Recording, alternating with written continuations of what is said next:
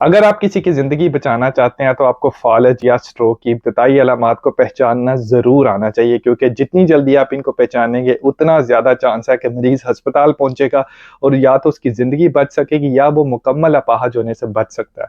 तो 4 चीज़ें आपने देखनी है। अचानक किसी को अगर चेहरा यानी फेस के ऊपर टेढ़ापन होना शुरू हो जाए, मुँह का जो एंगल है वो गिरना शुरू हो जाए, या चेहरे पे या माथे पे जो झुर्रियाँ पड़ती हैं उनका आना बंद हो जाए।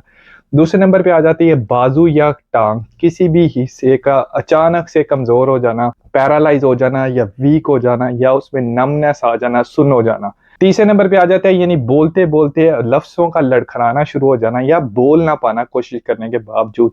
ये तीनों अलामात का अचानक से आना।